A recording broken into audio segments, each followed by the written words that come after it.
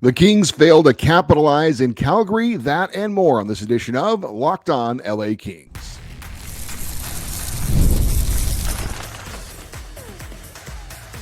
You are Locked On Kings, your daily podcast on the Los Angeles Kings, part of the Locked On Podcast Network, your team every day. Hey, Kings fans, welcome to Locked On LA Kings, part of the Locked On Podcast Network, your team every day. Thanks for making Locked On LA Kings your first listen every day. We are free and available wherever you get your podcasts and on YouTube. I'm Eddie Garcia, your host of Locked On LA Kings. I've worked in sports media for the last 30 years, also co-host of the Puck Podcast, a weekly NHL review show that's been putting out content for the last 18 years, and a passionate LA Kings fan for over 30 years. Coming up, I do have some personal news that I want to share with you, but of course, we start with the first place Kings in action north of the border. Kings played game 17 of the NHL season in Calgary against the Pacific Division rival Flames. Kings were coming off a 5-2 home win over the Blue Jackets on Saturday. And real quick, I did want to say, and I failed to mention this in our show yesterday, as the son of a Korean War veteran, I did want to say thank you to all of our veterans, past and present, on Veterans Day on Monday. If you saw the coverage of the Kings-Flames game in Calgary, it was Remembrance Day in Canada. I thought they did an amazing job in the ceremony before their game. Really cool that we got a chance to see that on the TV broadcast. As for the Kings lineup against the Flames, we would see some minor tweaks to the Kings forward lines. The top line would be Anze Kopitar, centering Trevor Lewis and Adrian Kempe. Trevor Lewis being the change. It was Akil Thomas on the top line before that. So we're seeing a bit of a rotating door so far as the winger on the top line. We've seen Alex Laferriere. We've seen Alex Turcotte. We've seen Akil Thomas. Now we've seen Trevor Moore. So still trying to figure things out as far as the winger on that top line. But again, Trevor Moore would get the call in this one. The second line and the third line would be the same. Philip Deneau centering Trevor Moore and Kevin Fiala, and Quentin Byfield centering Alex Laferriere and Warren Fogle. The fourth line, Samuel Helenius back in for the second straight game. Akil Thomas would join him. So Akil being moved off the top line down to the fourth line, and Andre Lee would be there as well. I'm not sure what the thinking is, frankly, of moving Akil Thomas off the top line and replacing him with Trevor Lewis. But apparently Jim Hiller has his reasons. I would have kept Akil on the top line, but that's not my call. The defensive pairings were the same as they were in the Blue Jackets game. Mikey Anderson with Vladislav Gavrikov, Joel Edmondson with Brant Clark, and Andreas Englund with Jordan Spence. Darcy Kemper would be back in net after getting the previous game off. He would be backed up by David Riddick. As for the big question for me going into this game, would the Kings have a better start, and would they carry that over to have 3 solid periods? Well, the game summary of this one, I actually didn't think the Kings played as poorly of a first period as they did in their previous game against the Blue Jackets, but they also didn't get a shot on goal in the first 12 minutes of the game. Now, fortunately for LA, the Flames couldn't get the puck past Darcy Kemper as well, and we were scoreless after one period. Unfortunately, about midway through the second period, the Flames would strike twice in the span of about 40 seconds, and suddenly the Kings were down 2-0, and they would have a tough time against goaltender Dustin Wolf, who we'll touch on in a moment. The Kings would finally get a goal in the third period. Trevor Moore with a putback attempt at the side of the net that would cross the goal line before Wolf would grab it. It did go to video review, and the correct call was made. The Kings did get a goal to make it 2-1, but the Kings could not get the equalizer, even getting a power play late and pulling the goalie. And the final score, after the Flames scored into an empty net, would be Calgary 3 and LA 1. As for the final stats in this one, I think the stats were pretty reflective of how even this game actually was. But in the end, the Flames were definitely a little bit better, and that shows up on the stats as well. Again, Calgary with a 3-1 win. Shots on goal, even after that really tough start for the Kings, actually ended up favoring LA slightly, 29-28. On the power play, LA, once again, not getting a power play goal, but they only had one opportunity, and it was really late in the game. Calgary was 0 for 2 with the man advantage. Faceoffs favored the Flames 25-21. Hits favored the Kings 25-23. And the one stat that really stood out was blocked shots. The Flames had 36 blocked shots to the Kings 18. So give credit to Calgary in that category. It wasn't, we talk about the Kings not having shots on goal. It didn't mean that the Kings weren't shooting the puck, but the Flames did a very, very good job of getting in those shooting lanes and blocking those shots. And when they didn't block the shots, their goaltender, Dustin Wolf, was really good. My big takeaway from this game, not the Kings' best effort, but not their worst effort either. I thought it was a very hard-fought game. Just the Kings weren't quite good enough in this one. The Flames did capitalize on their chances while the Kings did not. Now, I don't usually give a stick tap to someone on the other team, but I will give it to Flames goaltender Dustin Wolf, a California native who played for the Junior Kings once upon a time, idolizing Jonathan Quick, a 7th-round draft pick. And I thought he was fantastic in this game. And it's pretty difficult not to think he had a little extra in this game going up against the team that he idolized and a team that frankly passed on him in the NHL draft. So I will say this, because of the backstory, I'm kind of rooting a little bit for Dustin Wolf, as long as he's not playing the LA Kings. But it was a special night for him, and he deserves credit for that. As far as answering my question going into the game, would we see a better start for the Kings, and would it carry over for 3 solid periods? Obviously, the answer was no on that one. But the Kings did seem ready to play. I didn't think they came out, flat or slow like they did in the Columbus game. They were ready to go. But their energy wasn't quite there as it was for Calgary. And I wonder if that may have played a little bit into the fact that the Flames were hosting the first place team in the division. It's kind of hard for me to even kind of wrap my head around that. And if I'm totally honest, I don't feel like the Kings are a top team right now. But the facts are the facts. The Flames were hosting the number 1 team in the Pacific. And anytime you do that, I think the team gets up to play that. When you see the team that's coming into your building is on top of the standings in your division, I think you give it a little bit extra. And I think they did against the LA Kings. Our quote of the game after this one comes from Kings captain Anze Kopitar, who said, quote, "It definitely wasn't the sharpest game we've played, but we still had some chances that we didn't capitalize on, especially in the second period. You can't spot a team 2 goals and then start playing. We're going to have to look at some stuff and be better on Wednesday." End quote. That's when they play in Denver against the Colorado Avalanche. And I'm on board with what the captain had to say.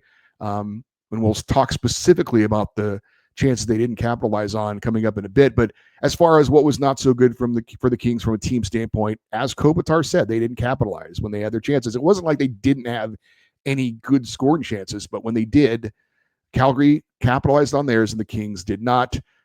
Kevin Fiala had a breakaway in the opening period, couldn't finish. Anze Kopitar had a great feed in front of the net from Adrian Kempe where he had time and space and he couldn't finish. So there were chances.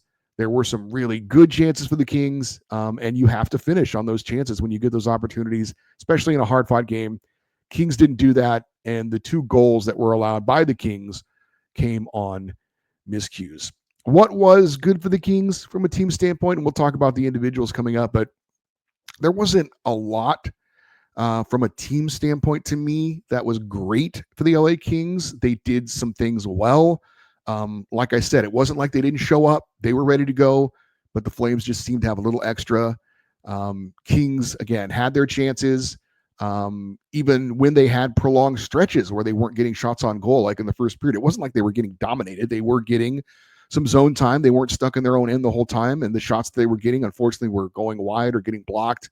But it was one of those games, kind of like the Vancouver game we had recently, where the Kings weren't bad, but they just weren't good enough. And I will say the Kings penalty kill does continue to do very well and get the job done. Up next, which Kings deserve some credit and which ones deserve some blame? That's next here on Locked On LA Kings, your team every day. The World Series, Super Bowl, the Olympics. The world's top athletes get to play in these top-level sporting events thanks to one thing, teamwork. And teamwork can also protect your financial legacy and your family's future. SelectQuote's licensed insurance agents are the perfect teammates when shopping for customized, affordable life insurance.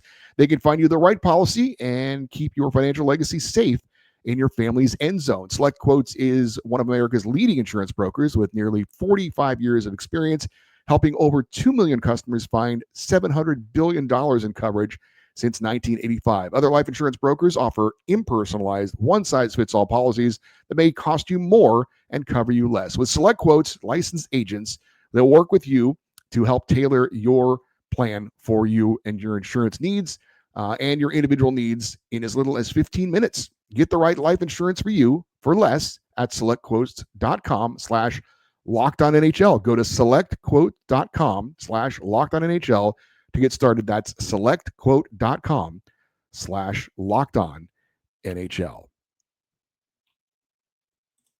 And NFL fans, when you start the season, you can get a big return on FanDuel, America's #1 sports book. So when you get a hunch in the middle of a game, you can check out the latest live play-by-play stats and so much more on the same page where you place your bets. And of course, FanDuel is there for you to bet on the NFL, college football, the NBA, and of course the NHL. Want some action tonight? How about Duke versus Kentucky in a battle of college basketball blue bloods? Duke favored by 5.5. Over/under is 160.5. Join FanDuel, browse the latest betting odds, your favorite sports and teams on the Sportsbook app, and get in on the action. You'll get started with $200 in bonus bets guaranteed when you place your first $5 bet. That's FanDuel.com.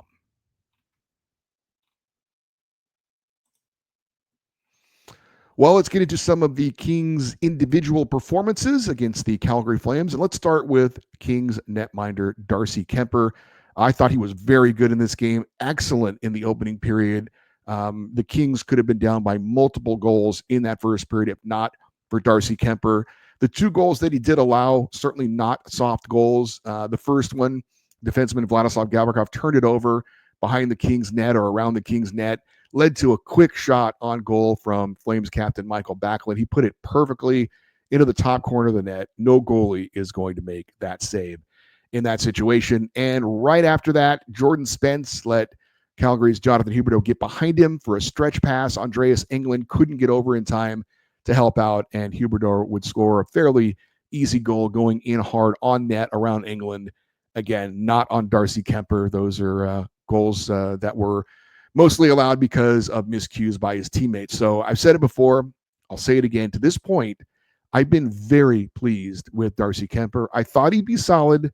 He's been more than that. He's been very, very good, and he deserved a better fate in this one. Kevin Fiala. I talked about checking in after every game to see if we got good Kevin or bad Kevin. And I guess I'd have to lean towards bad Kevin in this one. Now, to his credit, he didn't take any bad penalties, didn't take any penalties, and he didn't have any turnovers.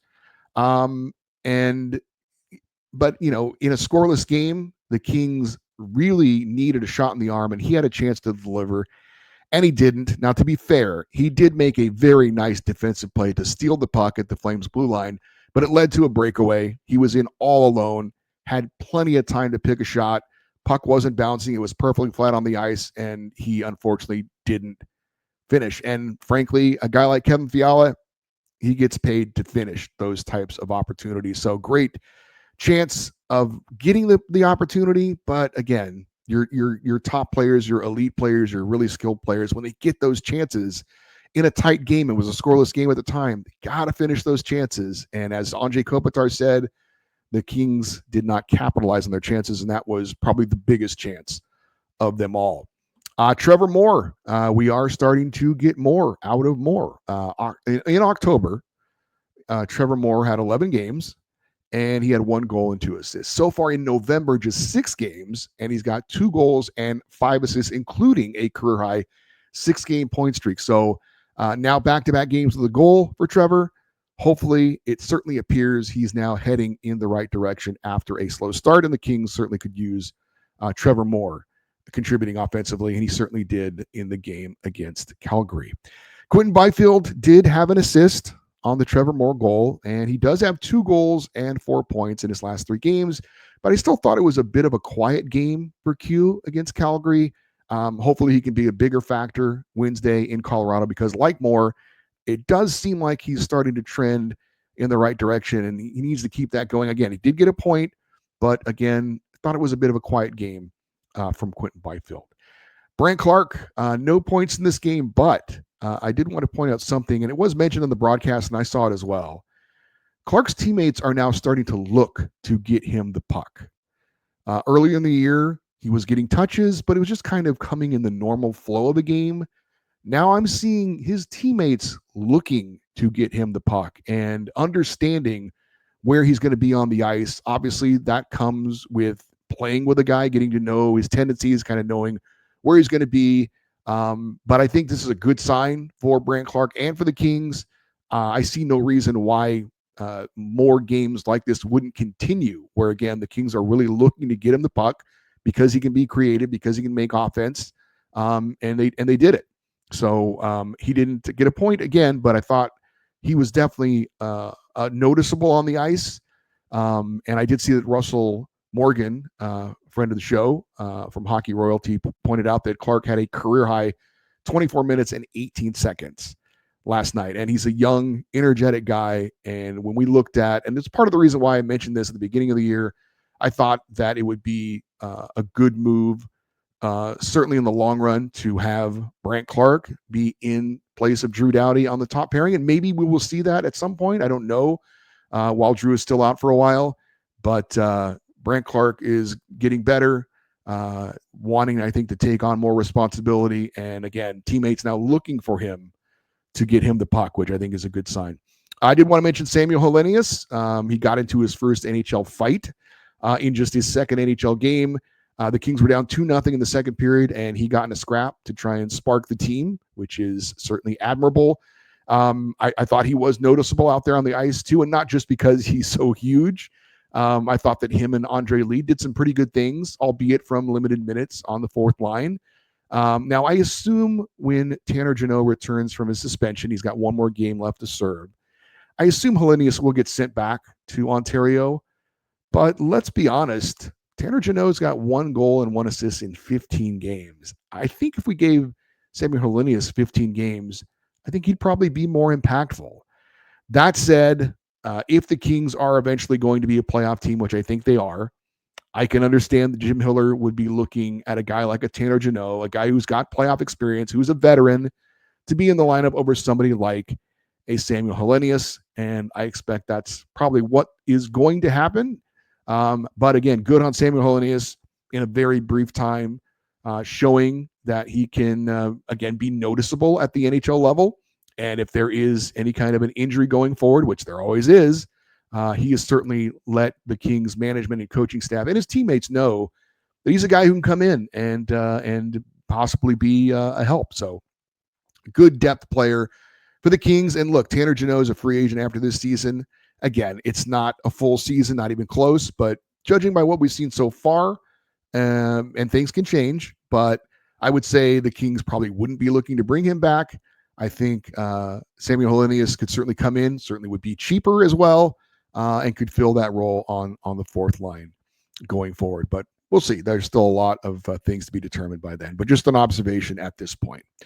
I did a guest appearance on the Locked On NHL podcast, which is a podcast that covers the entire NHL. And they had me on to talk about the LA Kings. And they were asking me, how's the season gone so far? And this was before the Flames game, although it wouldn't have changed my opinion much. And I said, all things considered, I think Kings fans should be pretty happy with how the season has gone so far. Now, the Kings survived that 7-game road trip to start the year. They've survived the loss of Drew Doughty, and they're in first place. Now, as I said, I don't necessarily look at them as a first place team. They've got a few games in hand on Vegas. That said, if you look at the record and the points, 9-5-3, 21 points, the Kings would be in the top 3 in any division in the NHL that you would put them in with that point total. So I'm not suggesting that we should be popping any champagne corks right now for the Kings. But when I take a step back and I look at the season so far, it's kind of hard to not be okay with it. Still a lot of season to go, but so far not bad.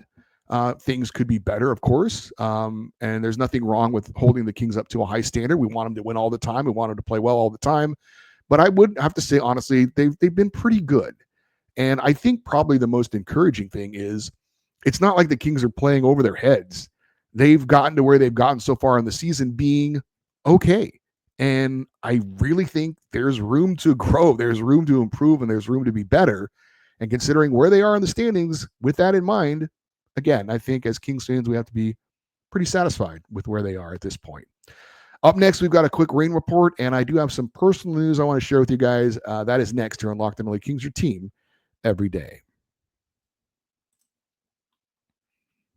PrizePicks is America's #1 daily fantasy sports app with over 5 million active members. It is the easiest and most exciting way to play daily fantasy sports. All you do is pick more or less based on 2 to 6 player stat projections and watch the winnings roll in. Just go to the PrizePick app, make your picks right now, and you could be a winner. And you can also win up to 100 times your money on PrizePicks with as little as 4 correct picks. PrizePicks is the best way to get action on sports in most states, including California.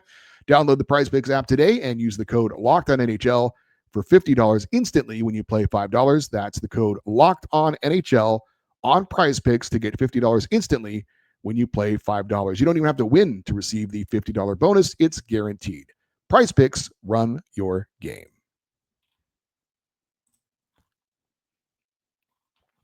I did want to share this with you. I didn't have time to do this on Monday's show. Unfortunately, we ran out of time.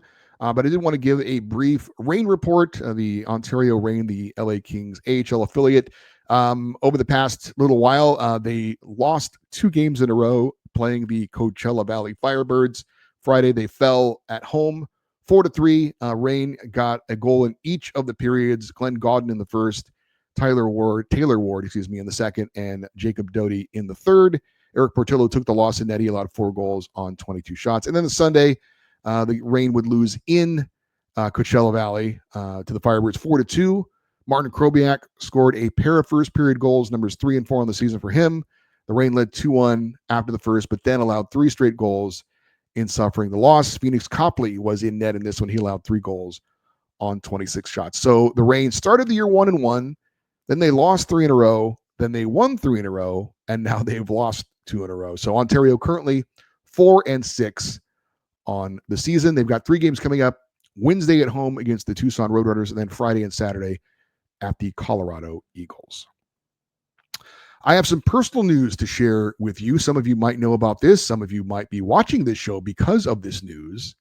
I usually mention at the top of the show, I've worked in sports media for 30 years, 20 plus years at the Fox Sports Radio Network. Well, I won't be saying that anymore because after 23 years, I was let go on Monday for financial reasons. You can't work in a place that long and then have it suddenly end and not obviously have it impact you. I'm not angry or bitter. 23 years working in the same place in this business is pretty rare. So I am very grateful for my time at Fox Sports Radio. I'm grateful for all the amazing people that I worked with, past and present.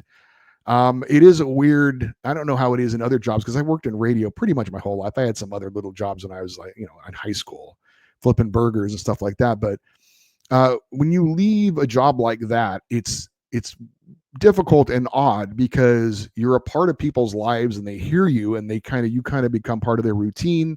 And then one day it stops and you don't get a chance to say goodbye necessarily. So if you know me from the Fox Sports Radio Network and you happen to be watching this now, thank you for all of your support over the years. And thank you for all the messages on social media and the emails I've been receiving. I will definitely miss a chance to talk to, and in some cases meet you guys, especially the audience of the Ben Maller Show, which we had so much fun with for so many years, doing an overnight show. So much fun and just so many great stories and memories. And again, if you're watching this and you've supported me in the past, I would appreciate you supporting me here going forward. And also the other hockey podcasts that I do, the Puck Podcast.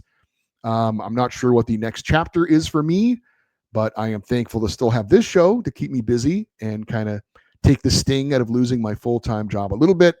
I don't foresee this news impacting how and when I do this show. And who knows, maybe even gives me a chance to do some other little things that I've been kind of kicking around, but just didn't have the time to try. So stay tuned for some possible news on that. Again, thanks to all the support I received. And I do appreciate it. We'll see where it goes from here. But again, I'm grateful for my time at Fox Sports Radio. And thanks again. For you everydayers, those of you that listen and watch this show every day. Coming up on Wednesday, we will preview the Kings Avalanche game and try to have a special guest join us as well. Thursday, obviously, we'll recap the Kings Avs, and then on Friday, have another Kings fan feedback show. You want to get in on that? The email address is lockedoneddie@gmail.com, EDDIE, and we always appreciate your comments if you're watching on YouTube in the comments section as well. We'd love for you to stay interactive with the show on social media, X, Twitter, Instagram. We are at Locked On LA Kings. I'm Eddie Garcia. Thank you as always for listening and watching this episode of Locked On LA Kings, part of the Locked On Podcast Network, your team every day. Have a great rest of your day. We'll talk to you tomorrow. And as always, go Kings, go.